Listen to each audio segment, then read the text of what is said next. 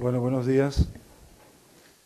Vamos a empezar a dar comienzo a una nueva conferencia dentro del segundo ciclo de conferencias de excelencia de innovación empresarial.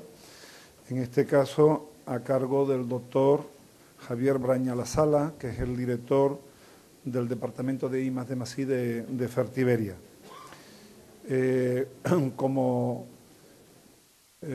Como saben, creo, porque se ha mandado una pequeña nota, Javier Braña, aparte de director de I+D+I de Fertiberia, es doctor ingeniero agrónomo. Por cierto, me acabo de enterar que por la Universidad de Almería. Digamos, es responsable de la investigación que se hace en Fertiberia y en particular es el responsable o el representante de Fertiberia en la JTI de Industria de Base Biológica, una JTI en la que esta universidad pues ingresó de manera reciente en octubre del año pasado, en 2014.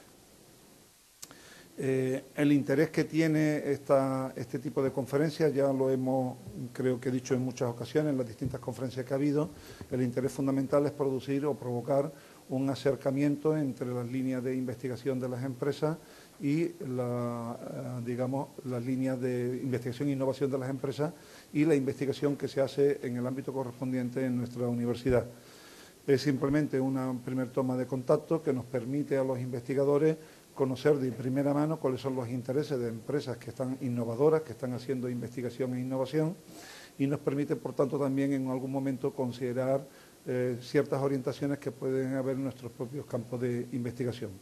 Por otra parte, normalmente, así viene ocurriendo, suele ser el primer paso de colaboraciones posteriores, colaboraciones que se pueden traducir desde la realización de workshops en un momento determinado para determinados grupos de investigación que sea de interés para la empresa o incluso en el ámbito de las tesis doctorales.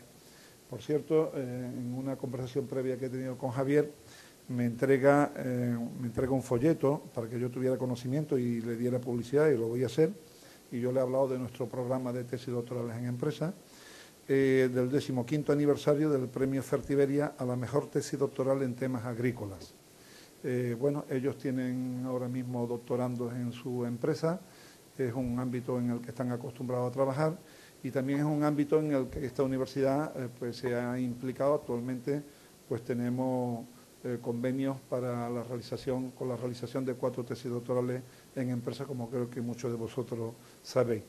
Luego son también líneas posibles de colaboración que se abren de cara a un futuro.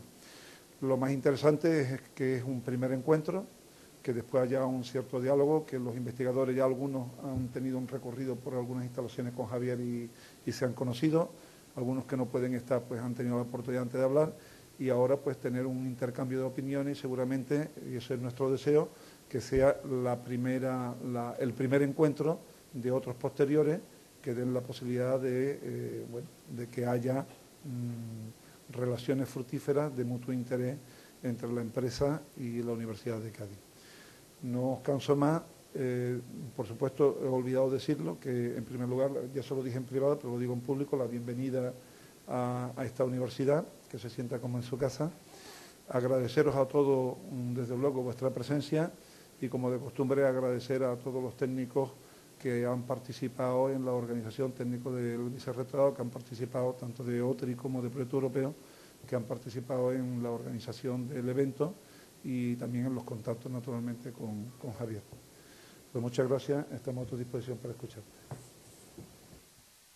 Pues muchas gracias, vicerrector, y quiero agradecerte a ti y a la universidad el que me hayáis invitado a venir aquí. Para mí es una grandísima satisfacción siempre venir a una universidad. Tengo la suerte en mi trabajo de tener mucha relación con universidades y me encanta, con grupos de investigación y hacer trabajos e investigaciones conjuntas. Para mí es una fuente de conocimientos enorme y de perspectivas y de nuevas ideas.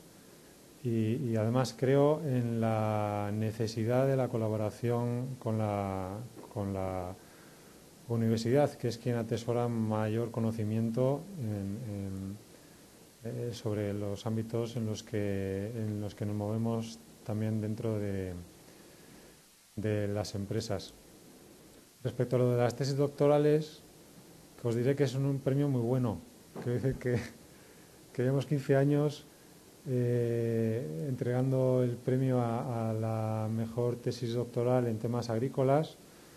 En temas, bueno, queremos que se fomente la investigación sobre la fertilización racional y bueno, pues un premio que está muy bien dotado. Tiene 24.000 euros para el ganador y 2 accesos de 6.000 y bueno, pues que lo sepáis por si queréis presentar trabajos o en un momento dado iniciéis algún trabajo que tenga relación y queráis mandarlo para allá.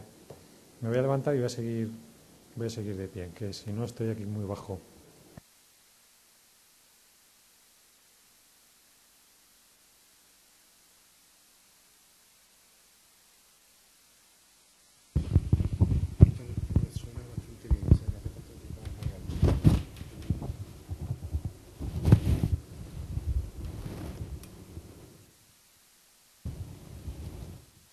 Bueno, voy a seguir hablando. ¿Me oís bien? Sí, ¿no? Que lo suban. ¿Así? Mejor, si no me lo decís y ya está. Sí que si tenéis cualquier duda o queréis comentar algo durante la exposición, por favor me interrumpís sin más, ¿vale? Y así lo hacemos un poquito más dinámico y eso. Mi intención es contaros un poco qué es Fertiberia, a qué se dedica Fertiberia, cuál es su misión y su visión. Porque para detectar sinergias es muy importante que la empresa os conozca y también que vosotros conozcáis a la empresa. Y os voy a contar un poquito, así a grandes rasgos, cómo hacemos nosotros la I+D+I. Y quería terminar pues con quizás lo más importante, que es comentaros cuáles son nuestras líneas de investigación prioritarias. ¿Vale? Y poneros algunos ejemplos de cosas que hemos hecho o estamos haciendo dentro de esas líneas de investigación para modo de ejemplo, porque igual es la forma más fácil de entender y de despertar vuestra imaginación y vuestra creatividad, que es de las cosas más importantes que hay, generar ideas para luego desarrollarlas. Muchas veces es más difícil generar la idea que después desarrollarla. ¿Vale? Bueno, Fertiberia pertenece al grupo Villarmir, es un grupo familiar muy conocido, lo preside Juan Miguel Villarmir y pues tiene diferentes divisiones. La más importante, el grueso del grupo Villarmir lo tiene en OHL, su división de construcciones y concesiones, ¿vale?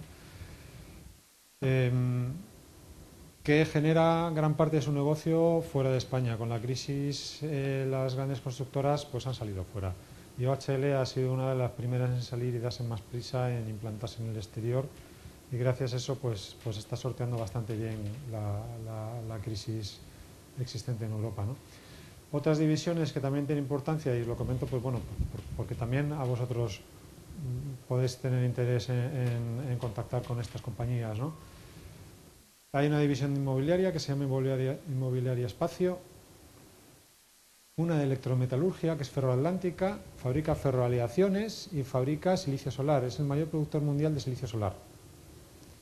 Tiene plantas en Galicia, fundamentalmente en España son gallegas las plantas, pero también tiene una planta en Francia, otra en Sudáfrica y va a abrir una en China, si no la ha abierto ya, que va a ser bastante grande. Mueve mucha energía con saltos hidráulicos aquí en España, pero en China querían hacerlo. Yo lo que hace tiempo que no oigo hablar del tema, pero sí que me contaron en su día, en base a biomasa, a plantaciones de árboles y biomasa y todas estas cosas. ¿Vale? Y Fertiberia pues es la división de fertilizantes y la división de productos químicos de la compañía. Otra división más nueva, que es Villarmir Energía. Ahora mismo están como comercializadora de energía. Cuestión de tiempo que pasen a ser también productores de energía. Todo se andará, pero en principio es una comercializadora de energía. ¿Vale? Y otras empresas que ya no paso a comentar. Fertiberia es el primer grupo de la Unión Europea y del arco mediterráneo en producción de amoníaco y fertilizantes.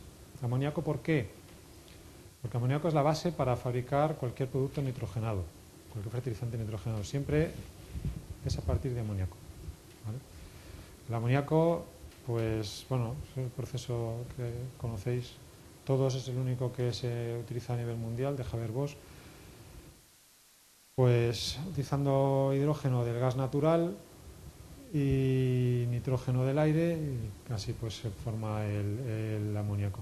Y ahora veréis dónde se produce amoníaco y lo asociaréis al gas natural rápidamente y por qué se produce en esos sitios.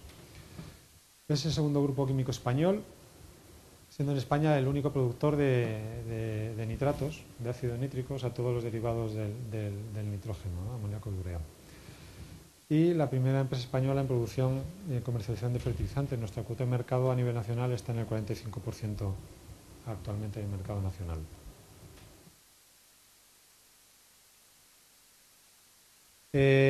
Los tres principales ejes de crecimiento y lo que hace que la empresa sea fuerte y aguante pues los picos hacia arriba y hacia abajo de típicos del sector agrícola, que igual que le afectan al agricultor, afectan a nosotros como productores de fertilizantes. Cuando el agricultor sale por la mañana a mirar si llueve o no llueve, los comerciales nuestros también salen por la mañana a ver si llueve o no llueve, porque si no llueve no hay consumo de fertilizantes, porque la planta no necesita fertilizantes, necesita agua para empezar, ¿no? para luego comer, ¿no? Como nos pasaría a nosotros. Pues es la diversificación de productos, intentar que no esté todo en el mismo tipo de productos, sino que haya cada vez más diversificación, la internacionalización, producir fuera y vender fuera también, y la I+D+I. ¿Vale? Tenemos 14 fábricas actualmente, 9 en España, 3 en Portugal y 2 en Argelia, 2 y media diría yo, porque hay una que está en construcción. ¿Vale? Y ahí producimos pues todos nuestros productos que ahora en la próxima transparencia veremos. ¿Por qué estamos en Argelia? Pues porque la materia prima y lo que marca el precio de los abonos nitrogenados es el precio del gas. A tal punto de que si un fertilizante cuesta lo que cueste, un 70% o un 80% o un 60%, según el tipo de abono nitrogenado que sea, es directamente el precio del gas. Gas fuente de energía y gas materia prima fuente de hidrógeno, ¿no? Entonces, de ahí que el interés del grupo Villarmir de introducirse en Argelia. Compró de las 2 fábricas que tenía el gobierno argelino ahí, que son coparticipadas con el gobierno argelino, y está construyendo además una fábrica de amoníaco coparticipada por Sonatrach, que es el operador gasístico argelino, para que sea más competitivo. Las otras fábricas que hay en España, hay 2 fábricas de amoníaco urea, una en Puerto Llano y otra en Palos, y todas las demás pues ya son nitratos o abonos complejos y lo que sea, a partir de el amoníaco, la urea y las otras materias primas que se fabrican en estas que he comentado. En Portugal estamos desde hará 5 años aproximadamente. Ahí compró Fertiberia Adubos de Portugal, ahora se llama ADP Fertilizantes, y hay pues 3 fábricas de abonos complejos y de nitratos. ¿Vale? Y recientemente pues se está adquiriendo empresas más pequeñitas, filiales, 100% Grupo Fertiberia, como es una en Alto Rincón, en Huesca, otra Fercampo en Málaga, se mueve por la zona de Málaga, Granada, Córdoba, Jaén. Son más chiquititas, fabrican abonos líquidos y bueno, son escalones inferiores, porque Fertiberia siempre ha vendido a los grandes escalones, a los grandes distribuidores, y a través de las filiales estamos también intentando entrar por abajo, más cerca del consumidor final, del agricultor. ¿Vale? La capacidad de producción global en torno a 8 millones de toneladas al año, entre todas las fábricas. Se fabrican productos convencionales, el mayor volumen, el grandísimo volumen es de productos convencionales, los nitratos amónicos, urea, abonos complejos NPK, nitrosulfato amónico, enabilés, etcétera, ¿no? Y también con los mismos se hacen especialidades. Especialidades son abonos complejos o abonos nitrogenados que tienen un valor añadido respecto al producto convencional, al commodity que se vende en todas partes del mundo y que lo hace diferente, que lo hace más eficiente o con un mayor nivel de productividad para el agricultor, ¿vale? Luego hay abonos líquidos, abonos foliares, solubles. Estos son en cantidades más inferiores, pero precisamente tienen una mayor capacidad de crecimiento dentro de la compañía y están creciendo cada vez más, ¿no? Línea jardín, chiquitita. Abonos, orgánicos poquito, aunque aparezca ahí para enmiendas y esas cosas, pero poca cantidad, y productos industriales.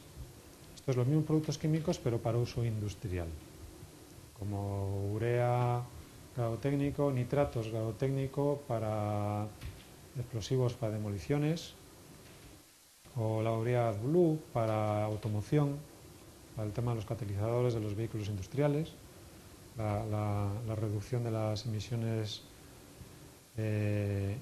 y ese tipo de cosas, ¿vale? Y nuestro compromiso de cara a la sociedad y a nuestros usuarios de producto es hacer el consumo de fertilizantes lo más eficiente posible, ¿vale?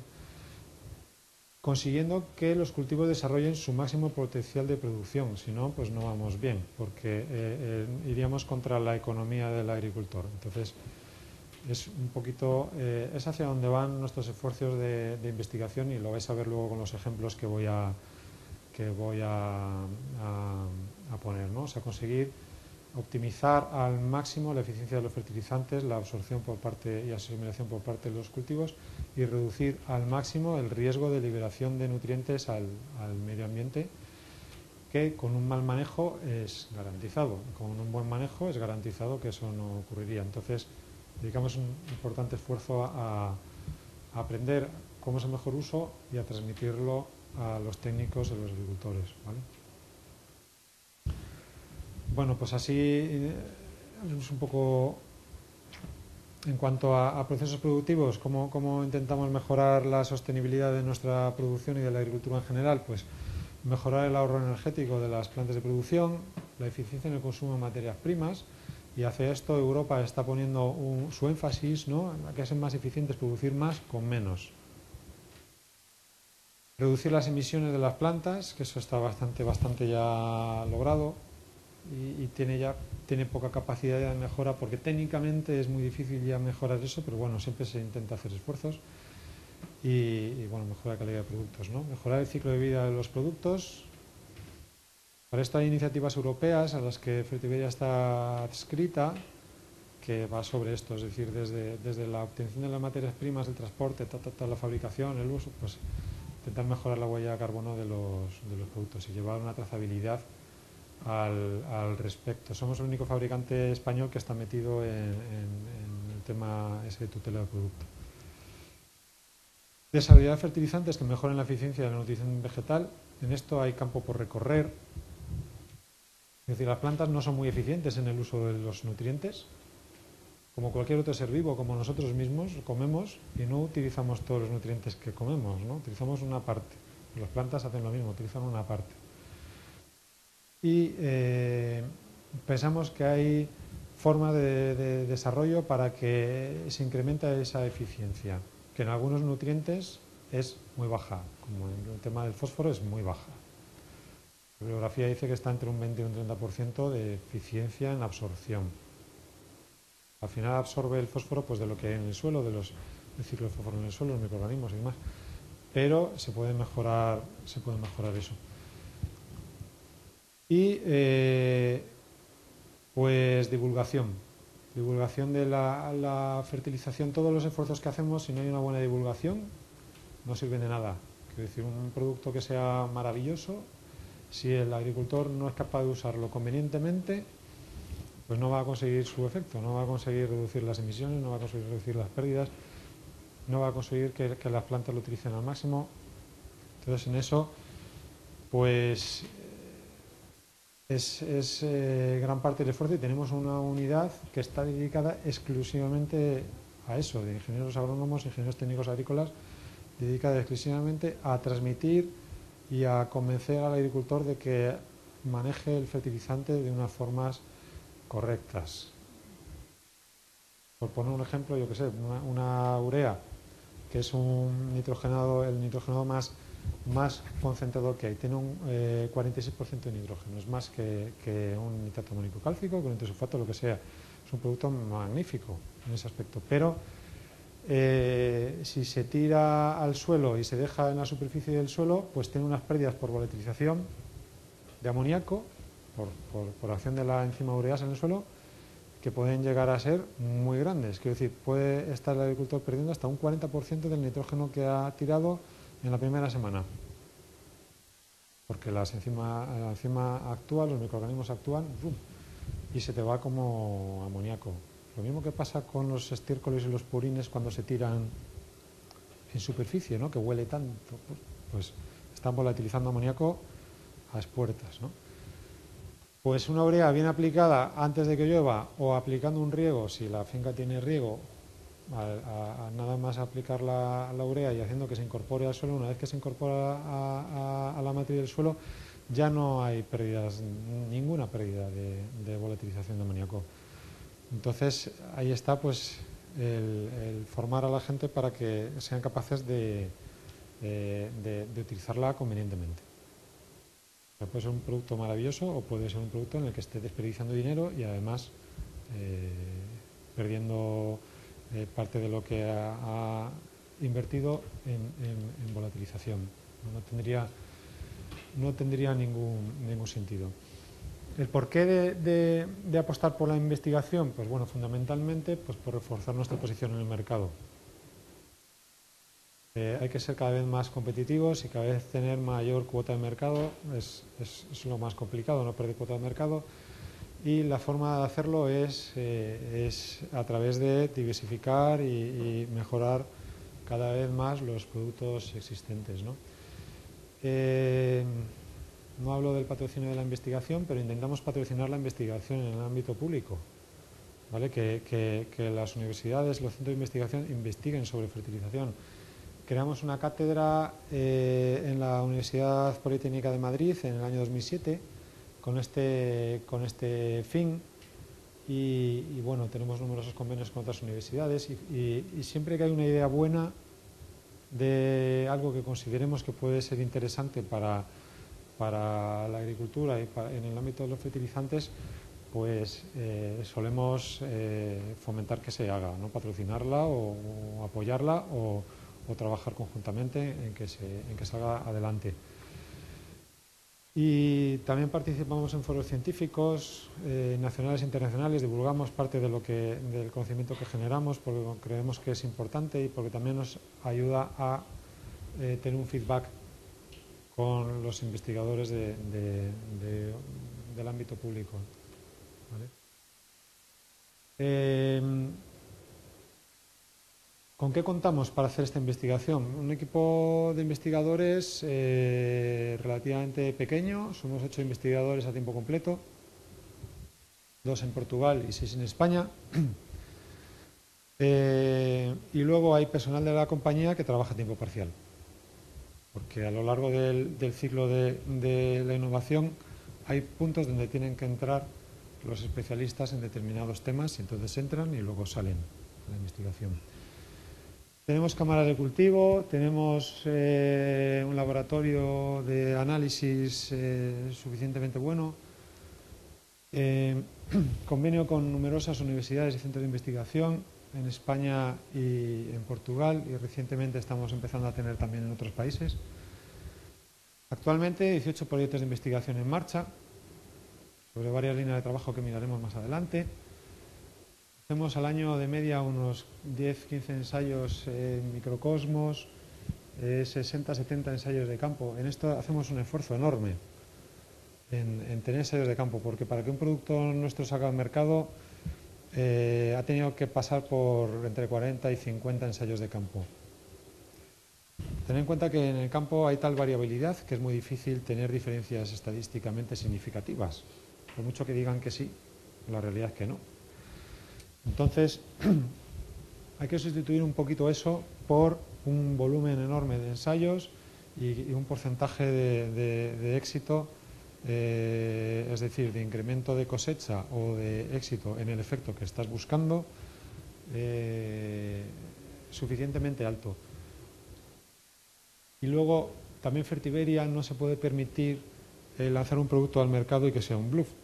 Hay mucho marketing en el mercado, mucho de producto con no sé cuántos, no sabes lo que tiene, pero tiene un marketing del demonio, ¿no? Entonces, a nosotros no nos dejan, a nuestra dirección no nos dejan hacer eso dentro de la compañía porque, pues bueno, tiene un nombre que es muy conocido en la agricultura, se considera que tiene la mejor calidad química del producto y no quieren que se asocie a, yo qué sé, productos que vendas una idea y que luego no la tenga. Entonces, o estamos muy seguros de que el producto es suficientemente bueno y tiene una mejora respecto al producto que no lleva estos aditivos, esas diferenciaciones, o no sale al mercado. Y desarrollamos tecnologías exclusivas. Intentamos que las tecnologías sean propias, patentadas o no patentadas. La mayor parte de ellas no están patentadas porque patentar tiene sus pros y sus contras, como conoceréis. Ejercemos una importante labor de vigilancia tecnológica. Es fundamental saber dónde estamos y saber de qué partimos a cada cosa, ¿no? Y detectar un poco hacia dónde se va en nuestro ámbito y en otros ámbitos de los que a veces cogemos ideas, ¿no? Hacemos a la vez un programa de gestión del conocimiento, de todo el know-how generado, tenerlo de alguna manera documentado y disponible para la empresa, porque todas las investigaciones no llegan a buen término y no todas se terminan, ¿no? Pero sí que ese know-how hay que aprovecharlo, tenerlo presente y poder aprovecharlo en un momento dado, más adelante o lo que sea. Entonces, pues lo hacemos, ¿no? Desarrollamos tecnologías para el asesoramiento de agricultores, que luego os enseñaré una, y intentamos que nuestras investigaciones sean colaborativas. En el último año hemos colaborado con 16 universidades y 12 centros de investigación en España y Portugal, que son los que están ahí. ¿Vale? En el ámbito, en el mapa de la península ibérica, pues está muy repartido, ¿no? Intentamos coger los mejores grupos de investigación para cada tema concreto en los que vayamos a utilizar, y nos da igual dónde estén. Quiero decir que a pesar de que antes lo comentaba con el vicerrector, a pesar de las subvenciones que son a lo mejor para determinadas regiones y te obligan a que todo el personal sea de allí, a que los grupos de investigaciones sean de allí, tal y cual, pues lo sacamos de la subvención si hace falta, pero nos vamos con los mejores investigadores que hayamos identificado en cada temática para conseguir que tengamos los resultados mejores y la mayor eficacia del esfuerzo de investigador que hacemos, ¿vale? De esto que veis aquí, pues hay mucha universidad que hace investigación, digamos, más básica, y hay centros de investigación u otro tipo de organismos que hace investigación más aplicada, de evaluación, validación en campo y esas cosas. También nos gusta que la validación en muchas ocasiones sea externa. No que vaya bien porque lo hemos dicho nosotros, va bien porque lo ha aprobado no sé cuántos centros de investigación, y si va bien, y si no, pues no, ¿no? Bien. Y con la universidad, ¿qué es lo que buscamos y lo que necesitamos? Pues un compromiso de la universidad para con la compañía, ¿no? Tener una relación de confianza, esto es fundamental. Y supongo que con otras empresas lo habréis experimentado y lo habréis visto, ¿no? No es que haya reticencia a trabajar con universidades, ni muchísimo menos, pero sí que hace falta tener una buena relación de confianza, y al final hay muchos grupos de investigación con los que repetimos y tripetimos y ya es una relación constante. Ya es casi como si fuera un convenio marco de colaboración, ¿no? Porque hasta el punto de que tenemos grupos de brainstorming con investigadores, personas con nombres y apellidos, que una vez al año nos reunimos, nos sentamos y decimos, mira, abrimos totalmente nuestra... compartimos con ellos absolutamente todo lo que estamos haciendo, ¿no? Opinar. Y ellos opinan y dicen, pues no nos gusta esto, pues deberíais hacer tales, ¿se os ha ocurrido hacer no sé qué? Y para nosotros nos viene muy bien y para ellos, a ellos también les viene muy bien y les encanta esto, porque se establece una relación de confianza mutua entre ambas partes, ¿no? Por supuesto, el conocimiento y los medios que tiene la universidad, que eso es una cosa indudable. Nosotros no vamos a tener ese conocimiento nunca, ni esos medios tampoco, ni pretendemos tenerlo.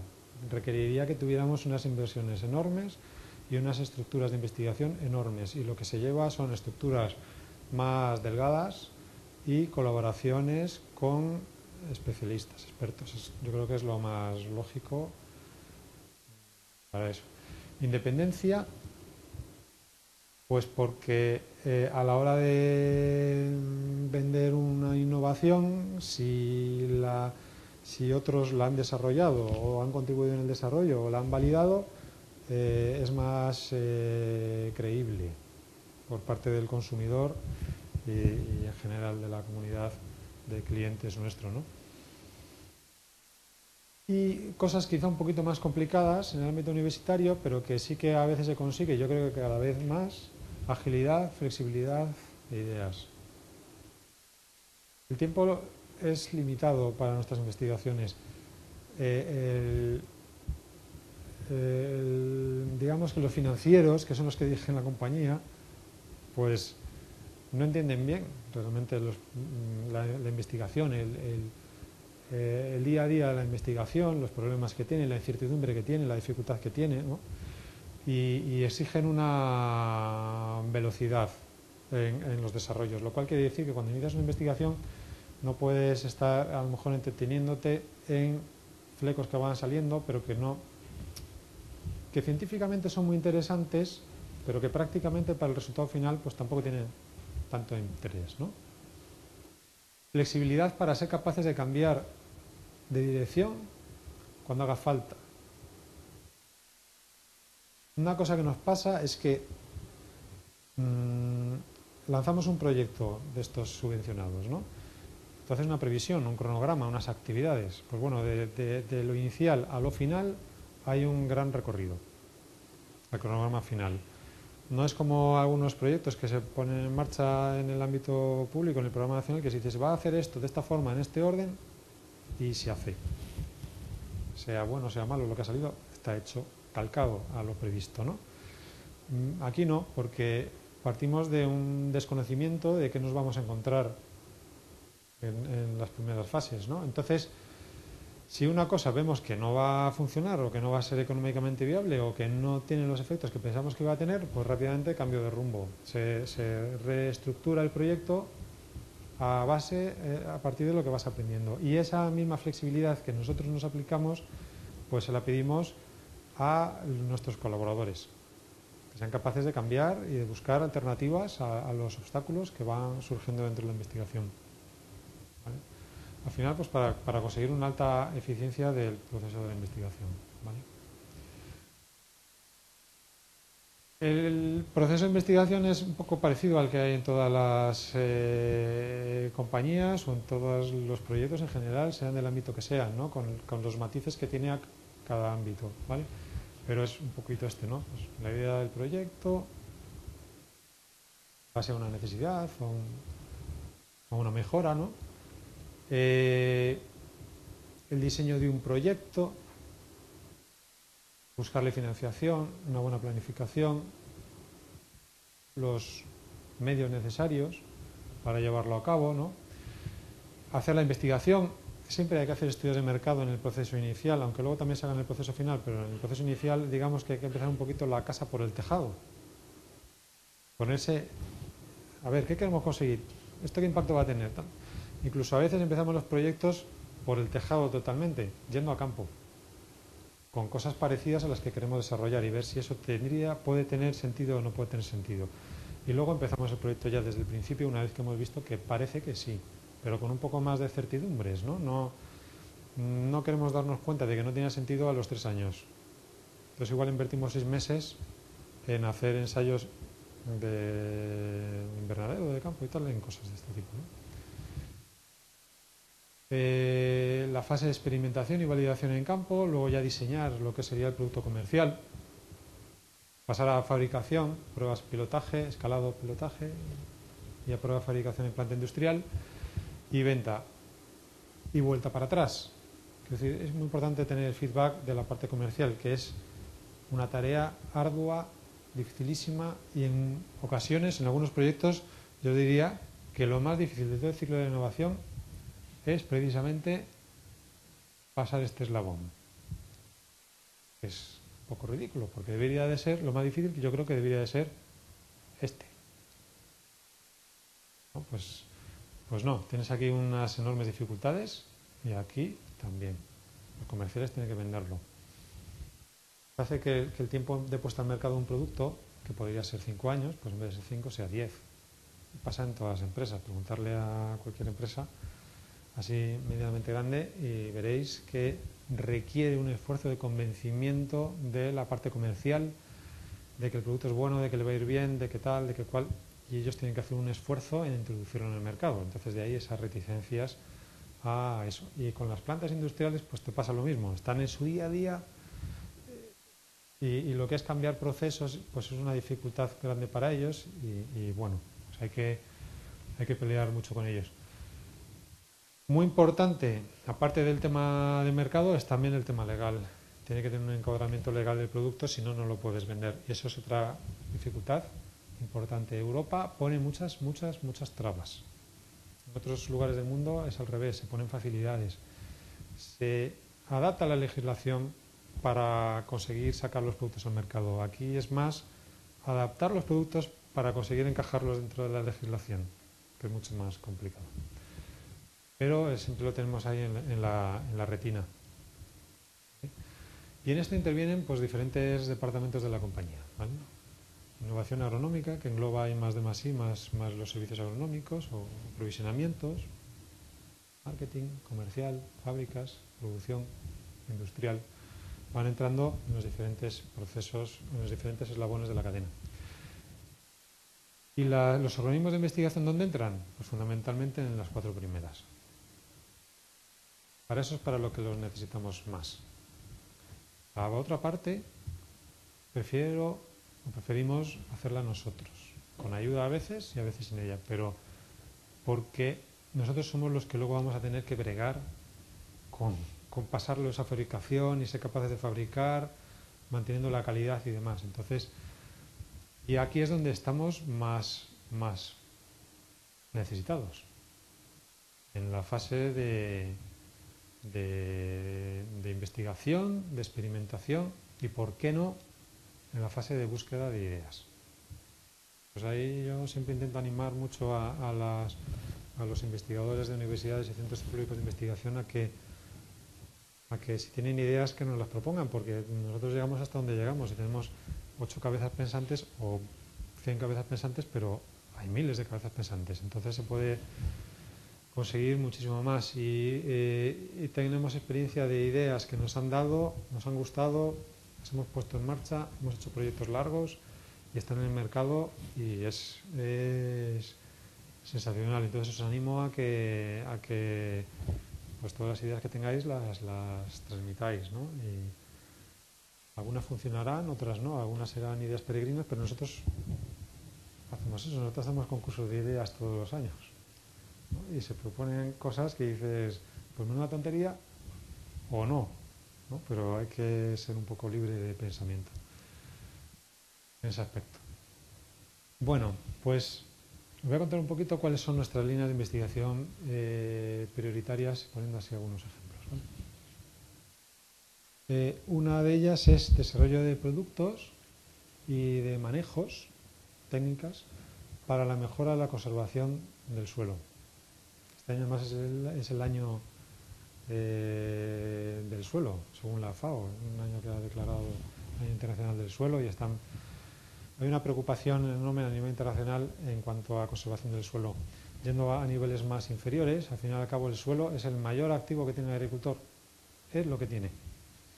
Y es donde se desarrollan los cultivos. Y el suelo tiene que tener una buena calidad química, física y biológica. Tiene que ser capaz de mantener una dinámica de ciclo de nutrientes adecuada para que la planta se pueda... ¿no? Entonces hace falta que tenga una buena calidad en todos sus aspectos. En este sentido, por ejemplo, hemos hecho entre los años 2012 y 2010 y 2012 un proyecto de cubiertas vegetales en olivar. Esto lo conoceréis bien, habréis visto que hay muchísimo olivar, se está implantando cada vez más la cubierta vegetal. ¿Por qué? Porque la mayor parte de los olivares andaluces están en pendiente. Con suelos desnudos, cuando llueve, el suelo se lava, se va. Entonces, la forma de retenerlo, pues meterle unas cubiertas, como veis ahí, en el ensayo, ¿no? Y tiene un inconveniente. Una cubierta es como un cultivo, compite. No con el agua, porque precisamente se pone cuando no hay problemas de agua y se quita cuando va a empezar a haber problemas de agua. Cuando llega la primavera empieza a pegar fuerte el calor y entonces competiría mucho con el olivo por el tema del agua, pues entonces se arranca o se le pasa un herbicida o se pasa una rastra para que arranque la cubierta y se queda, ¿no? Hasta el año que viene, que se vuelve a implantar la cubierta y ya está. Pero sí por los nutrientes. ¿Vale? Y entonces sí que lo vimos, por ejemplo, pues hay como la parcela sin cubierta pues producía más que la parcela con cubierta. Diferencia por los nutrientes clarísima. ¿Vale?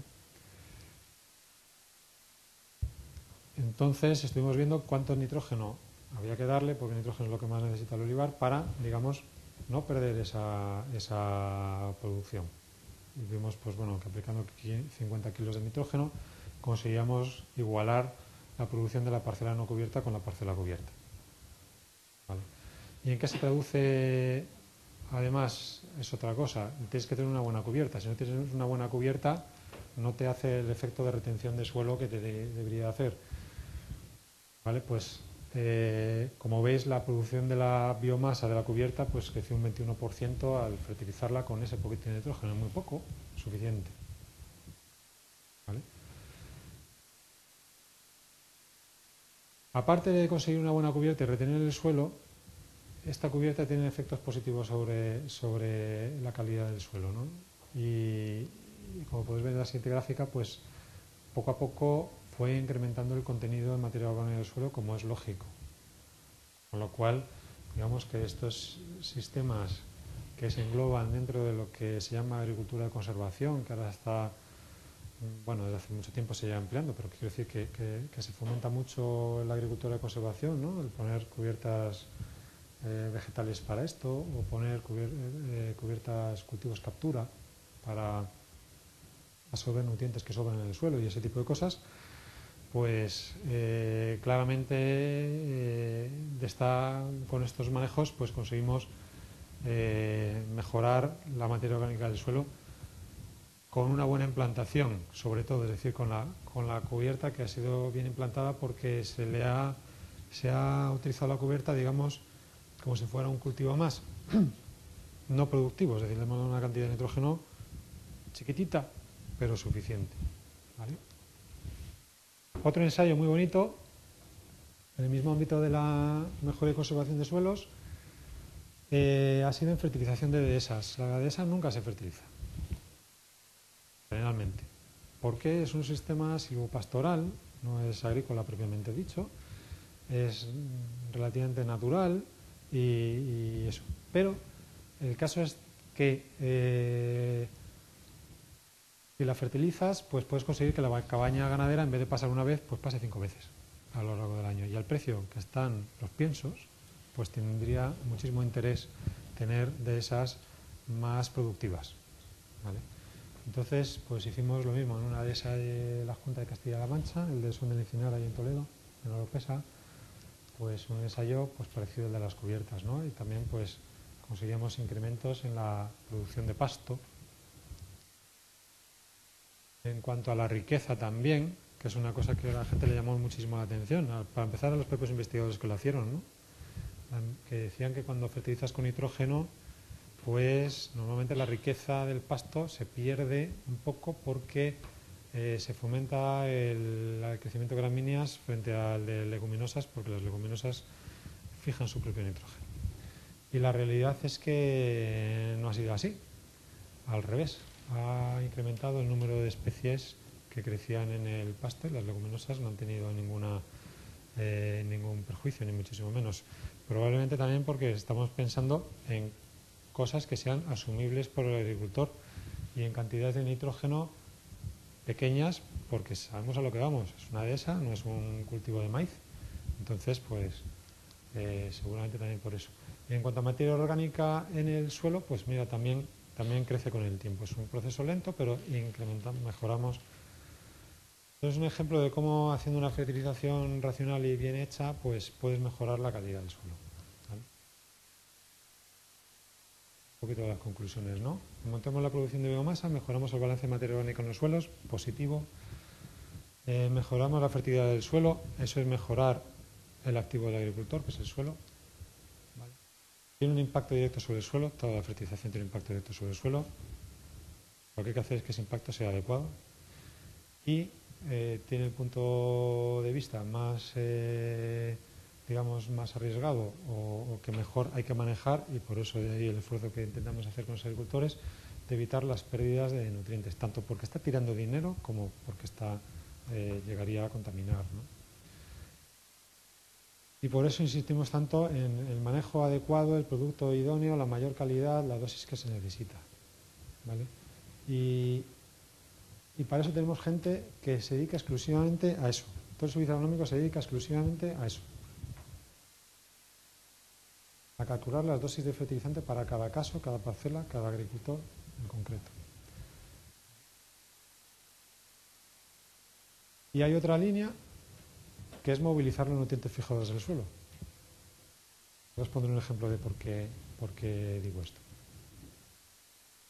Hicimos con la Universidad de Sevilla un estudio de cuánto fósforo orgánico hay en los suelos españoles. No hicimos demasiados suelos, pero cogimos 26 suelos buenos y malos, suelos agrícolas. Lo cogieron los técnicos de campo, con lo cual pues eran de parcelas en explotación, ¿vale? Y se hizo pues un análisis de cuánto fósforo orgánico hay, cuánto fósforo inorgánico hay. Fijaros qué barbaridad. El fósforo orgánico es un 46,6% del fósforo total que hay en el suelo. Y pasado ya a números, que a mí siempre me gusta ver números, porque si no los porcentajes es como, bueno, ¿esto cuánto es, no? Pues 922 kilos de fósforo por hectárea de media. 2.110 kilos de P2O5 por hectárea. Pongo P2O5 porque en el ámbito de los fertilizantes y el agricultor siempre se habla de P2O5. Entonces es muchísimo fósforo que está ahí inmovilizado. El inorgánico también hay una cantidad más que importante, que las plantas no pueden aprovechar. ¿Vale? Con lo cual estamos intentando ver, bueno, ¿y cómo podemos hacer que las plantas la aprovechen? Tenemos aquí un pool de fósforo, un stock, que si pudiéramos hacer que las plantas lo aprovecharan, sería fabuloso.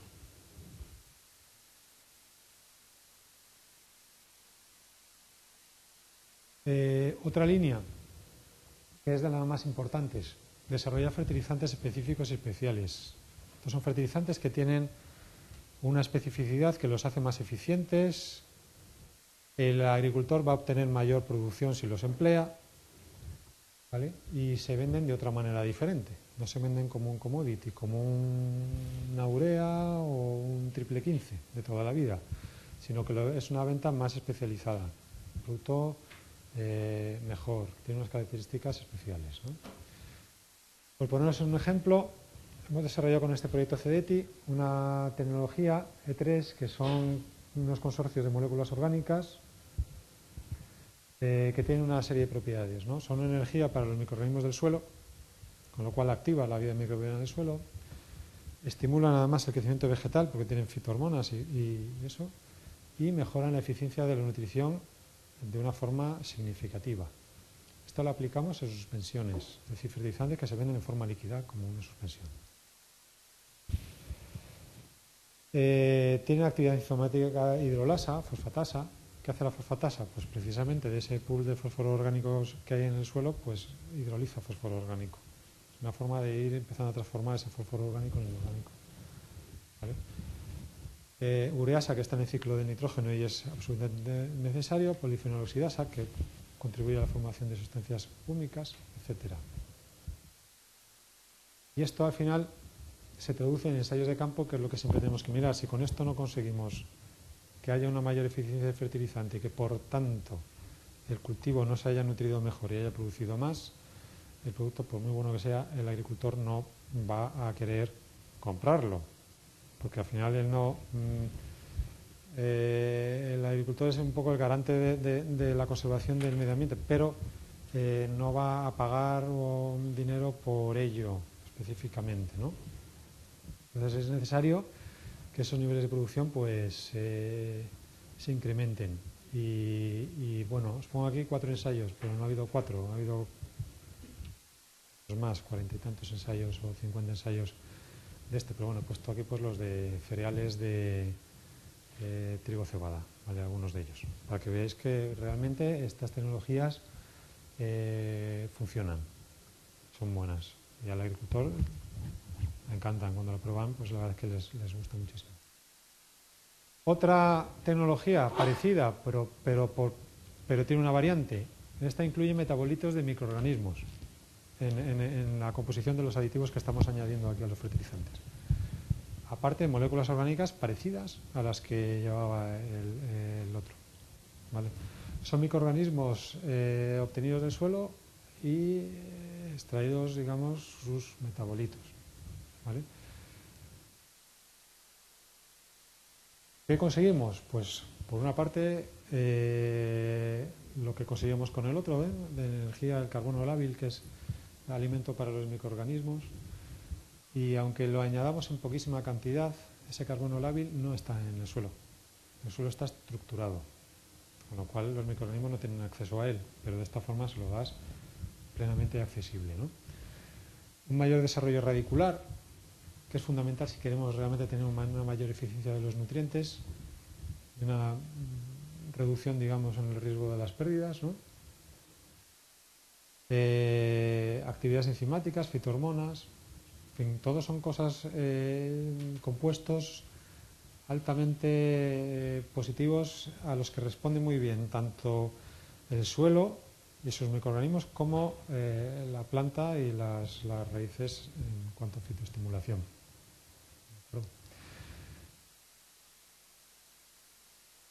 Bueno, esto es una medida de la estimulación de la estimulación microbiana del suelo, como ATP y como CO2 del suelo, ¿no? Es un poquito difícil de ver el diagrama de quesitos, ¿no? Pero es comparando pues con materias orgánicas, una leonardita, ¿no? Un abono complejo, un suelo control y ya está. Y se ve como la línea del 3, que es el consorcio este de metabolitos y moléculas orgánicas, pues destaca frente a una leonardita. ¿Por qué hemos puesto una leonardita? Materia orgánica o un compuesto orgánico súper noble, de lo que tiene mejor fama, más estable, tal. Y bueno, pues se ven en los ensayos que hemos hecho cómo estimula la formación de raíces. Incrementos de cosecha en algunos casos muy llamativos, sobre todo en los cultivos más exigentes. Los cultivos más exigentes son los que el agricultor cuida más, riega más y entonces responde mejor a todas las cosas que le añadas. Y lo podéis ver, ¿no? Pues como una patata, por ejemplo, pues incrementa 5,5 toneladas. 5 toneladas y media es una barbaridad. Un cultivo que produce 80 toneladas, que te produzca 85, o 50 pasa a 55 según la zona y esas cosas, pues está francamente bien. La remolacha azucarera, pues está en incrementos de un 16% en cosecha. Todo este margen de mejora es debido al final a que la planta ha utilizado mejor los nutrientes, ha mejorado la eficiencia de los nutrientes que le hemos aplicado. De una manera o de otra manera. Estamos trabajando sobre tres cosas. Vía fertilización, pero estamos trabajando sobre tres cosas. Sobre el fertilizante, ¿vale? Sobre los nutrientes del fertilizante, complejando algún nutriente o haciendo que se fije menos en el suelo, esas cosas. Sobre la planta, digamos, la bioestimulación de algunos de los compuestos que se están añadiendo ahí, o sobre el suelo. Por ejemplo, con la estimulación de la actividad microbiana. Pero el objetivo es el mismo, lo que pasa es que es, digamos, una mejora indirecta, pero que se consigue igual, ¿vale? Otra línea que considero que es de grandísimo interés para nosotros y de grandísimo interés a nivel nacional y europeo, la valorización de residuos y subproductos de otros ámbitos, del ámbito agrícola y de otros ámbitos también, ¿vale? Hay una enorme dependencia del exterior en Europa sobre las fuentes más importantes de nutrientes. Estas son las materias primas que utilizamos para fabricar, los que están en la parte de la izquierda. ¿Vale? Para el nitrógeno, pues bueno, gas natural, aire, agua, es quizá el que menos, digamos, necesita de reciclar. Pero aún así, yo veo muy interesante intentar reciclar algo de nitrógeno, porque estaríamos reduciendo el consumo de gas. ¿Vale? Fosfatos, todos vienen del exterior en Europa. Todos, prácticamente el 99% del fósforo se importa. Está en muy poquitas manos, está en 3 manos. El potasio le pasa un poco lo mismo, la mayor parte del potasio viene de fuera. Entonces, a Europa le interesa una barbaridad el que se recicle, porque además todo lo que entra, la mayor parte se queda aquí. O sea, se importa muchísimo fósforo y se exporta muy poco con los productos alimentarios y con otros productos del sector agrícola que se exportan para afuera, ¿no? Es el fósforo, digamos, que sale, el resto se queda.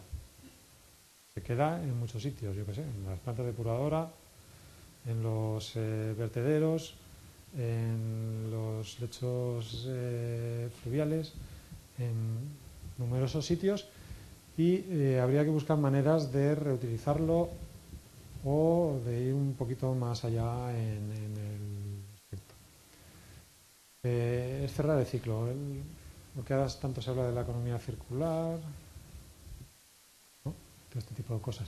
Los nutrientes de mayor interés, el nitrógeno, el fósforo y el potasio, por volumen, son los de mayor interés, sin duda. Otros nutrientes que también tendrían interés, pero son de menor volumen, pues azufre. Lo que pasa es que hay muchísimo azufre en industrias, como en las petroleras, por ejemplo. Hierro, magnesio, zinc, es decir, una serie de nutrientes esenciales, pero que ya son micronutrientes o nutrientes más accesorios. En ese sentido, pues como antes ha comentado el vicerrector, somos miembros fundadores del Consorcio de Bioindustrias que se hizo para la BBI, para el JTI BBI, y hemos firmado hace 2 días un proyecto que nos han aprobado en la convocatoria de 2014 que precisamente va de esto que estoy comentando, recuperar nutrientes, intentar recuperar nitrógeno, fósforo o potasio de residuos que tengan un origen bio, ¿vale? Para meterlo en nuestra industria como materia prima, es decir, quitar un poco de roca y cambiarlo por fósforo de otro origen diferente. También es la forma que tendríamos o ese sería el objetivo, de abaratar los costes de fabricación. Todas las innovaciones incrementan costes, normalmente. Esta puede ser la vía de que sea una innovación que reduzca costes, que sería interesantísimo, ¿vale? Otro tema, minimización de las pérdidas de nutrientes al medio ambiente. Hemos hecho multitud de ensayos, de pruebas, de tal, sobre todo para conocer realmente cómo funcionan estas cosas. Estas son fotos de un ensayo que se hizo de volatilización de amoníaco con la Universidad Politécnica de Madrid. También hemos hecho de lavado de nitratos. Al final, más que para desarrollar productos, para lo que nos sirven es para aprender manejos, porque hemos ya comprobado muchísimo que un producto maravilloso, mal manejado, no va a producir el efecto que se espera de él. ¿Vale? Entonces, en cambio, con un buen manejo consigues resultados maravillosos de estos productos. Y seguimos siempre trabajando en este tema. Otro tema más, nuevas tecnologías para la fertilización, lo que sería agricultura de precisión. Y un poquito dentro de eso, aunque no sea exactamente agricultura de precisión, lo que es desarrollo de sistemas para el diagnóstico nutricional y recomendación de abonado. Esto va un poco en la línea que estoy diciendo de mejora de los manejos y de conseguir que el agricultor haga el mejor uso posible del producto que adquiere, ¿no? Implantar sistemas de decisión.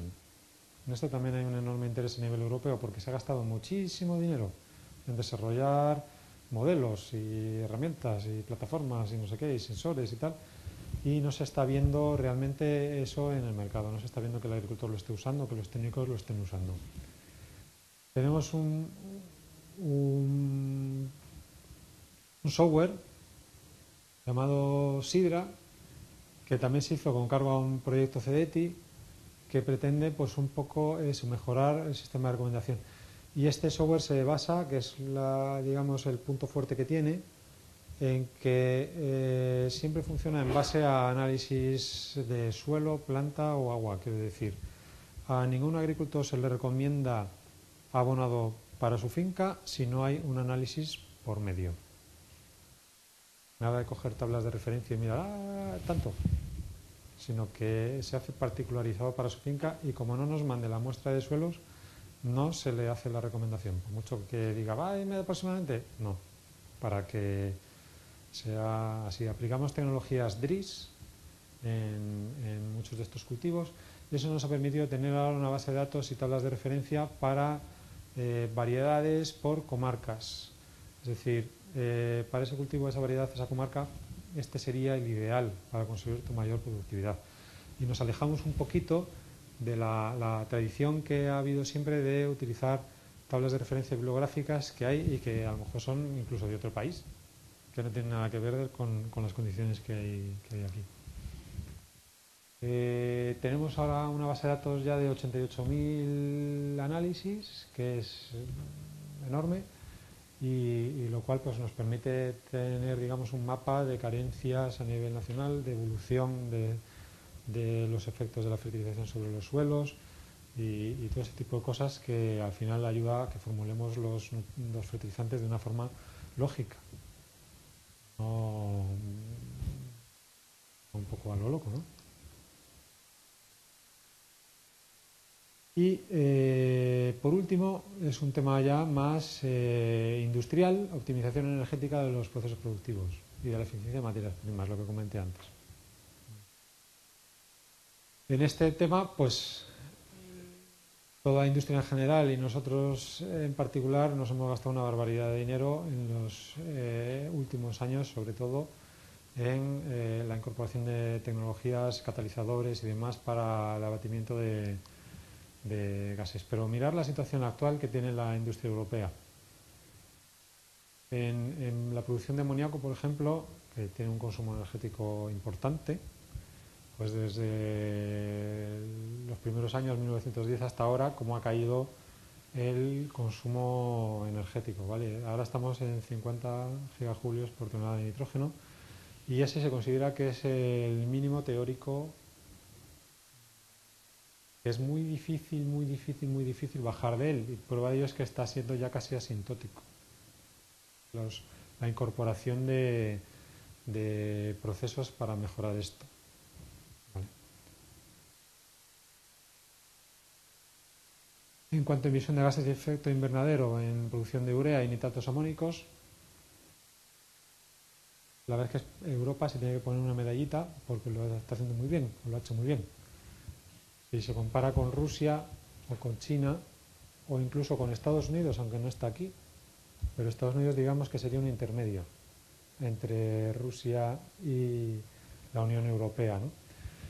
Pues la emisión de equivalentes, toneladas de CO2 equivalente, estamos en los niveles más bajos a nivel mundial en la fabricación de nitrato amónico y de urea. ¿Que hay que seguir mejorando y hay que seguir haciendo esfuerzos? Por supuesto. Pero en ese sentido la Unión Europea nos presiona muchísimo y quizás la forma de conseguir que la industria lo haga, ¿no? Cuando hay alguien que dice, joder, es que emitís demasiado tal, y digo, pues que cambie la normativa y la industria se adaptará, porque si no tiene que cerrar, es un poco las cosas. Entonces la industria se ha adaptado a todas las a todos los requerimientos normativos que van saliendo y lo seguirá haciendo siempre. También por culpa de esto, las producciones europeas son menos competitivas o más costosas que las producciones en otras partes del mundo. Eso hay que tenerlo en cuenta. Y es una lástima que a nivel europeo no digo se penalice la importación, pero sí que no se aplique a la importación un gravamen que fuera equivalente a lo que aquí Europa se está gastando en reducir las emisiones, en mejorar la seguridad en el trabajo y la calidad, ¿no? Porque eso es un coste elevadísimo y que hace que los productos europeos siempre sean más caros. Entonces, no sé, creo que Europa debería de vender esa bandera, decir, digamos, ponerle como una denominación de origen, ¿no? Es que es producto europeo. ¿Y eso qué significa? Pues que sigue unos baremos de calidad, de respeto al medio ambiente, de no sé cuánto y tal, que vosotros no estáis siguiendo. Y el consumidor o el cliente de otros países y de otros continentes, pues que quiera, que cada vez está más concienciado, ¿no?, en usar ese tipo de productos, pues lo tenga en cuenta, ¿vale? Y nada más, esto es un poquito lo que os quería contar. Así que estoy a vuestra disposición para lo que queráis comentar.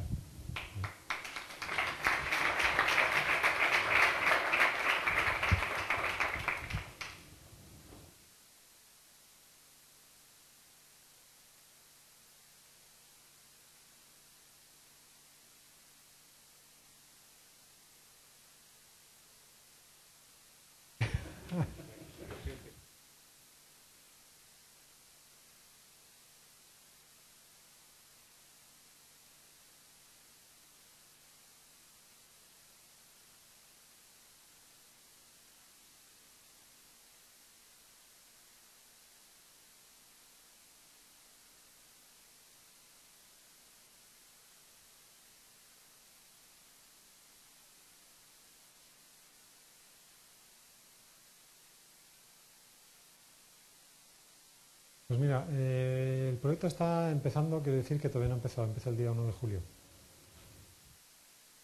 Pero sí que tenemos ya una cierta trayectoria investigadora al respecto. Pequeñita, pero bueno, va arrancando y yo creo que este proyecto ya va a ser, digamos, una línea permanentemente abierta de investigación. No va a ser un proyecto independiente. No es fácil el tema, hay muchísimos nutrientes para reciclar, pero ni están en la presentación adecuada, ni en la forma adecuada, ni en las cantidades adecuadas, en los sitios adecuados.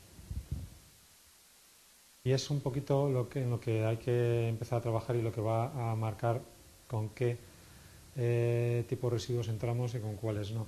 En este proyecto intentamos llegar a un TRL bastante elevado, es decir, no nos vamos a entretener en cosas que no vayan a tener, digamos, un impacto o una aplicación, a lo mejor no dentro de este proyecto, pero sí en uno siguiente. Pero no queremos estar a 20 años para conseguir una aplicación industrial, que tiene que ser una aplicación industrial, no una pequeña escala, ¿vale?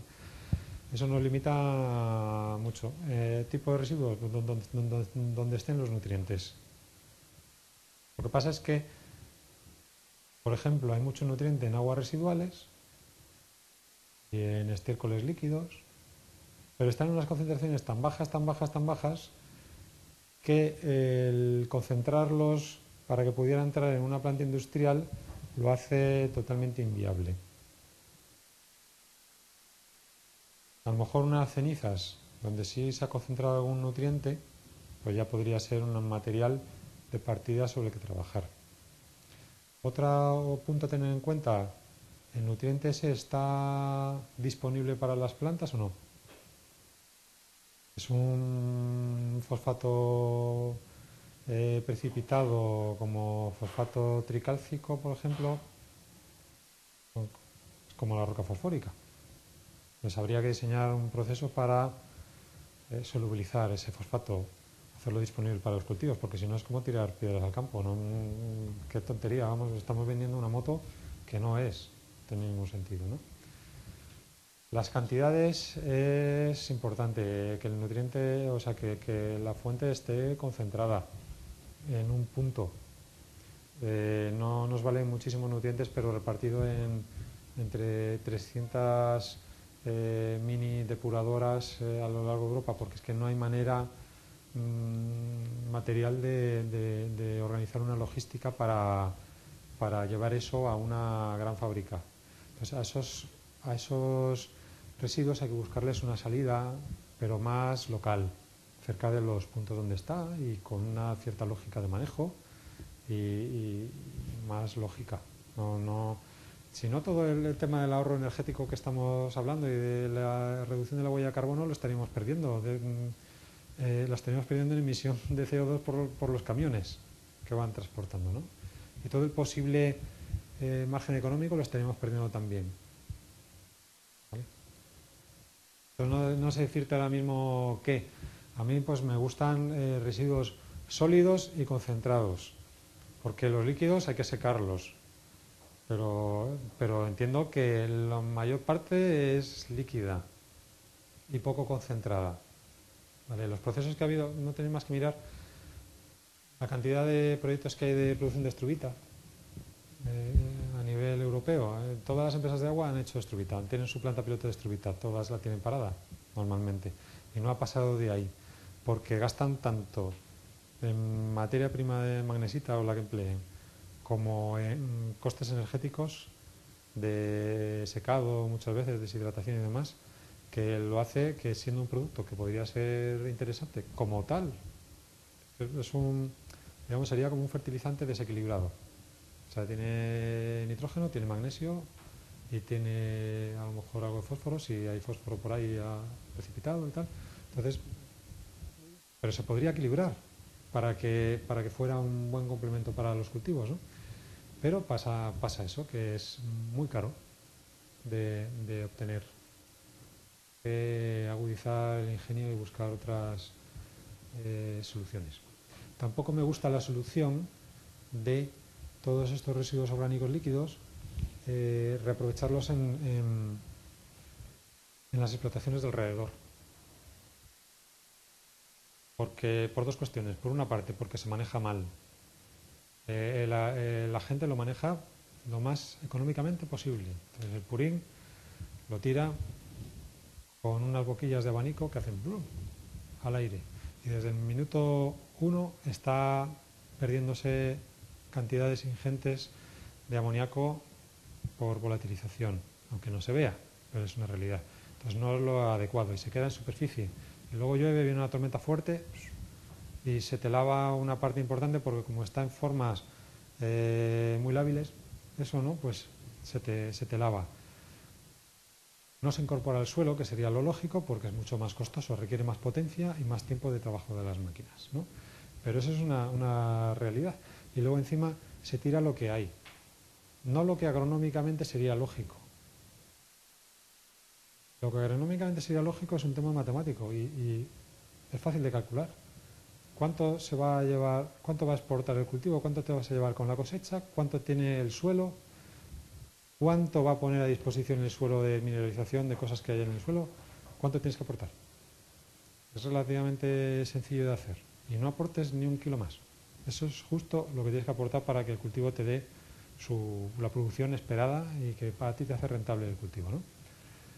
Pero como tiran lo que hay por deshacerse de ello, entonces te encuentras casos que a lo mejor si el óptimo económico era echar 20 o 30 toneladas de un estiércol, le están echando 80 porque las hay y no las quieren almacenar. Entonces, no tiene mucho sentido.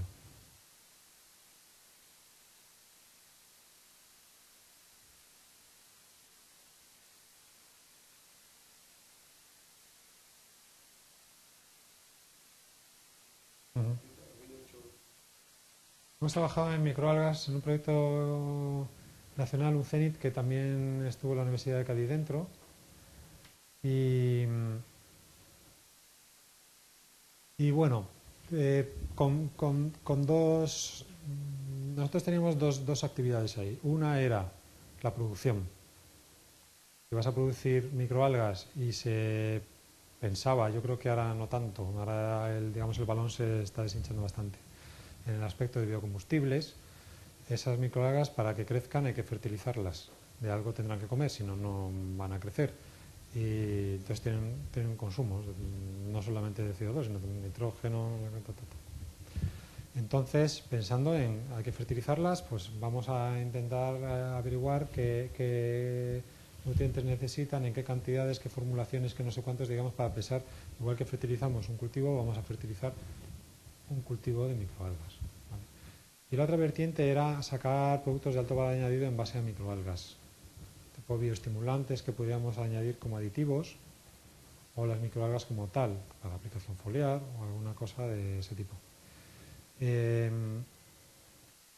Y no es fácil, o sea, es fácil hacerlo, pero no es fácil conseguir mejoras respecto a los productos existentes en el mercado. ¿Por qué? Pues porque hay productos de macroalgas, por ejemplo. A lo mejor son un poco menos buenos, pero son buenos y hacen sus estos. Hay preparados de aminoácidos que vienen de la industria farmacéutica, de los que trabajan con sangre y estas cosas, tienen muchísimo tema de aminoácidos para agricultura. Entonces, ¿te va a producir un efecto diferente porque vengan de unas microalgas o vengan de un tal? Pues es muy difícil de que eso ocurra, de verlo, ¿no?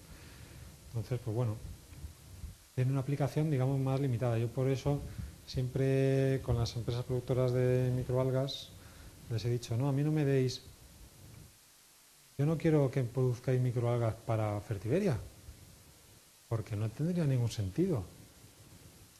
Una planta de producción de microalgas para luego aplicar como fertilizante. Digo, ¿estamos haciendo el tonto? ¿Qué es esto? Es como, ¿vas a fertilizar y gastar nutrientes en producir algas para tener una especie de fertilizante orgánico? Pues es como si cultivo tomates para no cosecharlos, para hacer compost. No, pues no. Y luego tirarlo al campo, no tendría ningún sentido. Entonces, pues siempre le decimos, a nosotros darnos lo que os quede después de haber extraído todos los compuestos de valor añadido que tengan la misma palabra. Y ya nos encargaremos nosotros de darle alguna salida. Pero primero quítale pues los lípidos o los nutracéuticos o los antioxidantes o lo que tenga de valor la microalga. Y luego ya con esa materia orgánica resultante que queda al final, pues ya veremos qué se puede hacer con ella.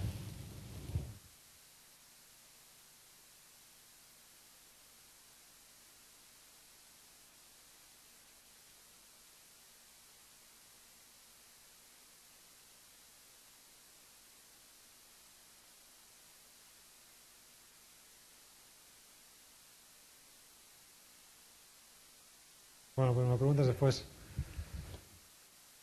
Las fitohormonas, las normales, las habituales en el ámbito agrícola. Es más, tampoco te diría yo que me preocupa mucho si es la fitohormona A o la fitohormona B. Por una razón, básicamente, que es cada suelo es de su padre y de su madre y el clima que hay en cada sitio y cada año varía. Entonces, si te vas a una cosa muy, digamos, pura o muy concreta, puede ser que te funcionen en unas condiciones y en otras no. Con lo cual, por eso decía consorcio de moléculas. Al final es un consorcio de moléculas con una serie de actividades hormonales y enzimáticas y tal, y medimos actividades y tal.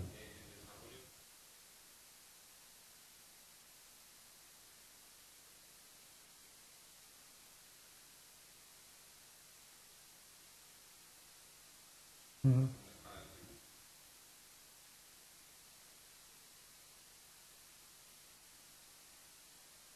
El proceso ahora mismo está en stand-by, porque Europa está rehaciendo, o bueno, no rehaciendo, haciendo la legislación de biofortificantes, bioestimulantes y cosas de estas. Es decir, todo lo que no entra como fitosanitario, pero ejerce un efecto positivo sobre los cultivos, las plantas y demás. Entonces, están trabajando ahora sobre ello y no se sabe bien cuándo terminarán, si dentro de unos 3 años más o menos o lo que sea. Con lo cual, el Ministerio está parado. No quiere dictaminar hasta que Europa no legisle. ¿Vale? ¿Qué se ha hecho hasta ahora con ese tema? Cuando es un bioestimulante como tal y lo quieres vender como tal, una botella de 5 litros o de 1 litro de bioestimulante, se hacía una comunicación en la comunidad autónoma donde lo produces y lo quieres vender y ya está. Una comunicación. Y esperabas al registro. Y el registro en muchas ocasiones no llegaba. Pero mientras lo hubieras comunicado ya podías comercializarlo. Y ahora se sigue haciendo de la misma manera. Lo que pasa es que ya el Ministerio pone una fecha de caducidad a esa comunicación. ¿Por qué? Porque como va a haber una legislación, se espera en los próximos años, pues para que cuando llegue la legislación todo el mundo pueda registrar sus productos, ¿no? La comunicación es bastante sencilla, o sea, tienes que dar la composición, la analítica, los efectos, tal, unas declaraciones y ya está, una cosa relativamente sencilla, lo cual ha hecho que eso también sea un poco coladero de todo lo que se hacía. Y precisamente Europa quiere que no sea un coladero, entonces no sabemos muy bien cómo va a ser la cosa. Estoy sincero, no tengo ni idea de cómo va a acabar, ni nadie tiene ni idea de cómo va a acabar el tema, pero seguramente después de que esa norma salga, muchos productos tendrán que salir del mercado.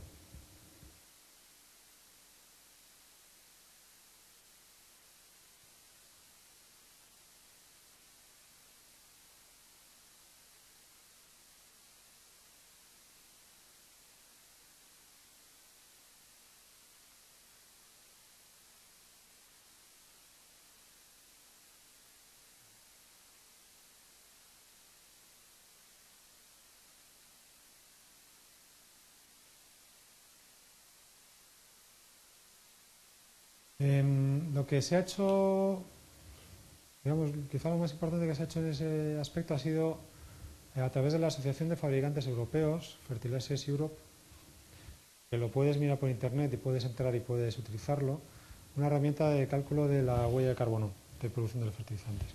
Y no solamente el cálculo de la huella, si tienes algún problema me llamas y te doy las referencias, me pones un correo electrónico, ¿vale? De todo esto. Se ha hecho eso y intentando coger todo el ciclo del producto, ¿vale? O sea, el transporte, la aplicación, no sé cuánto, tal, para tener datos de cómo anda la industria europea, para poder a veces defenderlos frente a las autoridades y frente a otros países que hacen presión y esas cosas, y para buscar opciones de mejora. Entonces, Fertilizers Europe lo que hace es que marca, digamos, unos objetivos de huella de carbono en total. Y luego a las empresas adheridas, que Fertiberia es el único adherido a nivel nacional, les hace una auditoría. Yo creo que es cada año, cada 2 años, una auditoría donde vienen y te miden lo que estás haciendo, ¿no? Entonces te miden y ves si entras o no entras dentro del programa que se llama Power Stewardship, que es de este tema, ¿vale? Entonces, míralo lo que hay, y si tienes más interés en ampliar la información te pongo en contacto con nuestro departamento técnico, que es el que ha hecho estas cosas, se dedica a todo el tema de huella de carbono, protocolo de Kioto y demás, ¿vale? Para que el cliente te amplíe la información.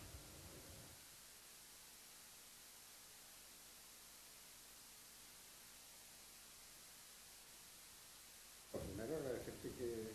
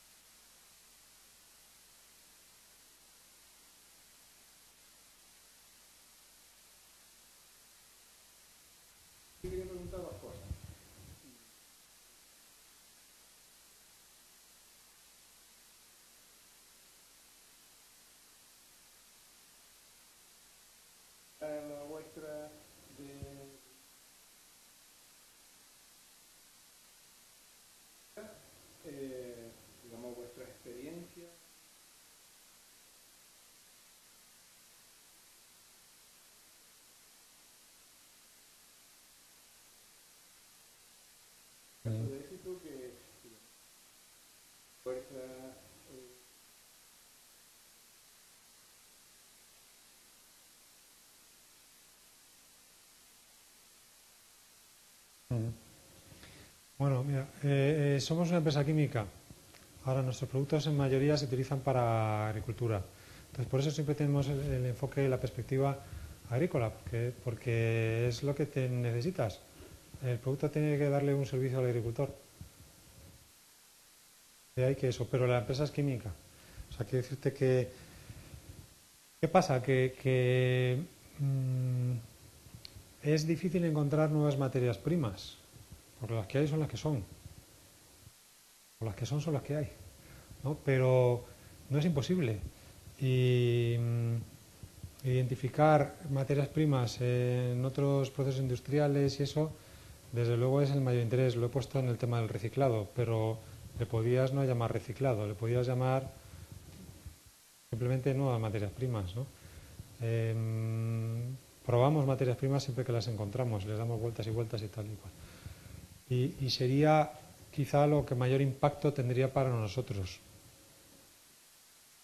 ¿vale? Más que un bioestimulante, un tal o un cual, una materia prima, o sea, una fuente de un nutriente principal que nos haga reducir la cantidad del mismo que compramos en el exterior y traemos para acá. Entonces, eso sería lo ideal. No es fácil porque no hay tanto, pero... Y porque luego se tiene que integrar en las fábricas son muy rígidas, no las personas también, pero las fábricas son muy rígidas, son fábricas de mucho tonelaje y que no les puede meter cualquier cosa a la fábrica porque no te sale bien el producto, se te desparametriza totalmente. Y todo al final tiene que cuadrar, tiene que estar todo alineado, ¿no? Pero desde luego nuevas materias primas es perfecto. ¿Vale? Me has comentado el grupo. En el grupo Villarmir todas estas empresas tienen una dirección de I+D+I o una empresa o lo han hecho empresa. ¿Vale? Ferroatlántica lo ha hecho empresa. En Ferroatlántica y I+D, que va paralela a Ferroatlántica. ¿Vale? Pero lo han separado como una sociedad independiente.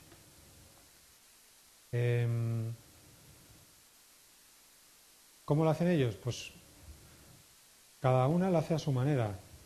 ¿Vale? No sigue unas directrices concretas, ¿vale? Pero es relativamente parecido, el ciclo de la innovación es el mismo en todos lados, todas cuentan con OPIs para realizar sus tareas y con sus propios investigadores también, o sea, no es una Open Innovation de esta que todo tienes externalizado al 100%, sino que tienen personal propio investigador, pero la mayor parte lo externalizan.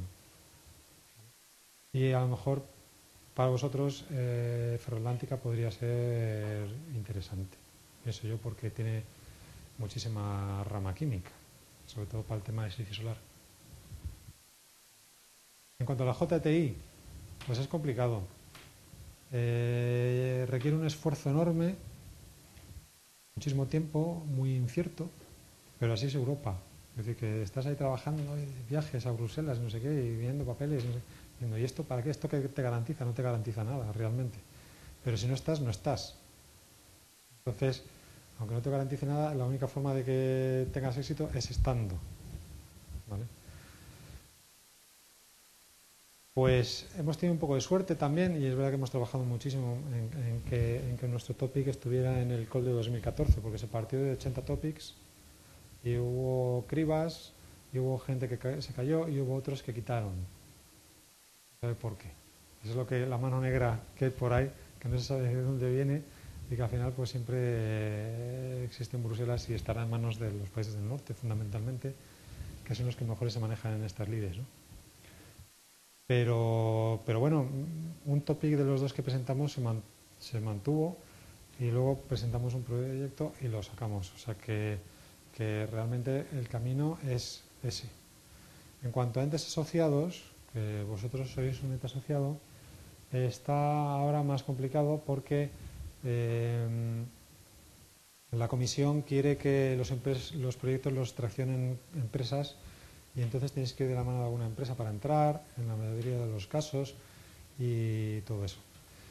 Y es más, no os dejan incorporaros a las PPPs desde el primer momento, sino que es cuando está el pescado vendido, casi. Cuando están las agendas estratégicas hechas es cuando te dicen opinar, pero ya está hecho.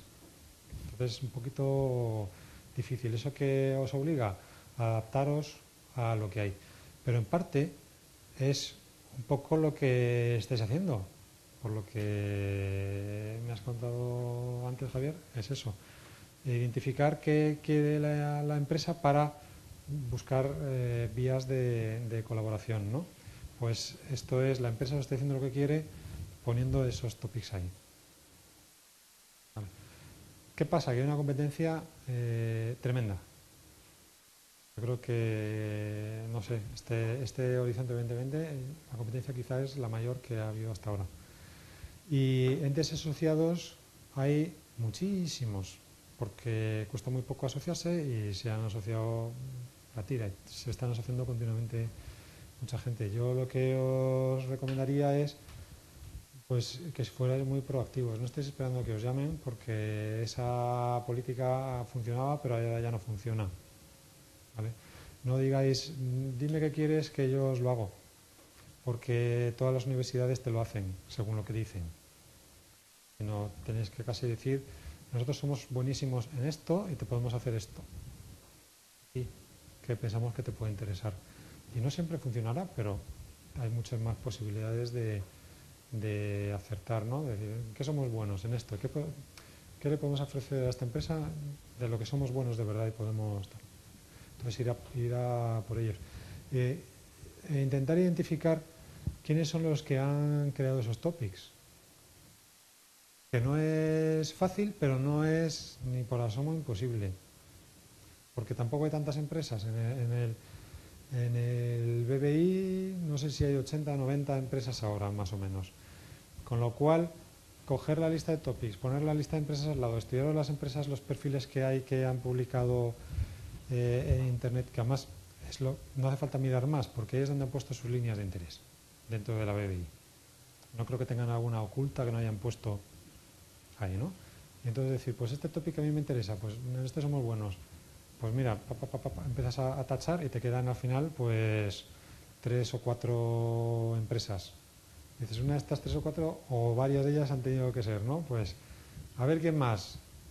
Pues llamáis a las empresas españolas asociadas para que os digan quiénes creen que pueden ser, quién ha estado en las reuniones de los grupos de trabajo, de ese topic quién ha hablado. Entonces ya pues tachas otras 2 y te quedas con 1 o 2. Y ya es atacarles, convencerles. Está muy bien ir al Infoday y es fenomenal ir al Infoday, pero hay que ir más veces. Y hay que llamarles más veces. Y hay que, yo qué sé, al final tomarse una caña con ellos, no sé, un poco que os conozcan verdaderamente. Es un rollo, porque hay que hacer mucho esfuerzo de ese tipo, ¿no? Pero bueno, también luego proyecto llama a proyecto. Una vez que has conseguido uno, pues ya está. Otra cosa que creo importante o interesante que podéis hacer, intentar conseguir la mayor alianza posible con los centros tecnológicos más importantes que hay. Tecnalia, VTT, Teneo y los otros, ¿no? Porque casi todos los proyectos tienen a uno de estos. En los proyectos que se aprueban, en la mayor parte de los proyectos aprobados estaba Tecnalia. También en los no aprobados. Quiero decir, no es que tengan tanta tasa de éxito, sino que van a todos. Lo que tienen mucha capacidad para ir a todos los proyectos. Pero están ahí. Entonces, ir de la mano de estos centros tecnológicos es fabuloso porque ellos se meten en los proyectos. En los grandes, ya veréis como en casi todos los demo y flagship que salgan está uno de los centros tecnológicos principales. Con lo cual, estaría bien el estar cerquita de ellos para que os arrastren un poco en los proyectos. Pero bueno, es un tema que hay que cogerlo con ilusión, sin mirar a los lados y sin replanteárselo cada 2 meses porque estoy aquí. Sino que un poco como hicimos nosotros, ¿no? ¿Decidimos que entramos? Sí. Pues mira para adelante y no mira para atrás. A saco con ello, ¿no? Y ya veremos los resultados que que se obtienen. Pero bueno, teniendo una actitud muy, muy proactiva. Yo he visto que en Infodays en Bruselas he echado mucho de menos universidades españolas. Que no estaban, ¿no? Hay muy poquitos. Estaba alguien de la Junta de Andalucía o del IFAPA, me parece que alguna vez he visto, pero había poquitas. Y todas se ofrecen, pero no están ahí trabajando solo y con esa actitud de más que dime qué necesitas, que yo soy muy bueno, te lo voy a hacer, sea lo que sea, pues tengo esto para ti, puedo hacer esto, puedo hacer tal, ¿no?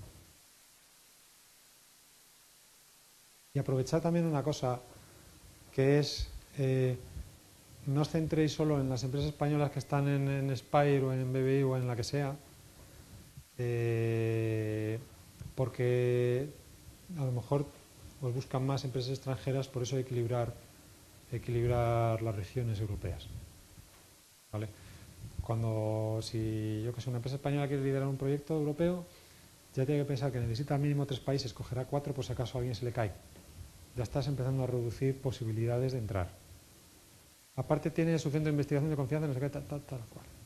Entonces, lo mismo pasa con las empresas extranjeras. Si es un alemán el que va a organizar el proyecto, le viene muy bien tener una entidad española, por decir que ha cogido la parte mediterránea y no sé cuántos y tal. Pero vamos, en lo que os pueda ayudar en ese aspecto, no sé, no creo que sea mucho, pero lo que os pueda ayudar lo hago. Y el resto de socios de las PPPs españolas seguro que harán lo mismo, de pasaros información concreta, ponernos en contacto con gente, buscar los nombres de personas con las que hablar sobre los temas que os interesen y demás, todo lo que vamos a hacer.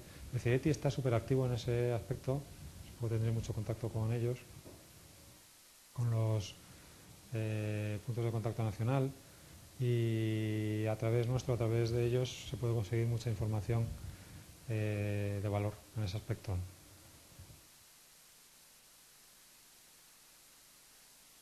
Ánimo, porque esto es así.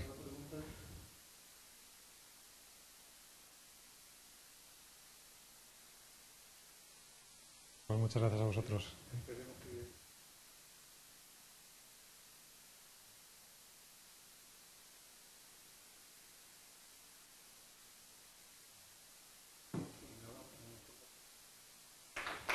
Muchas gracias a vosotros.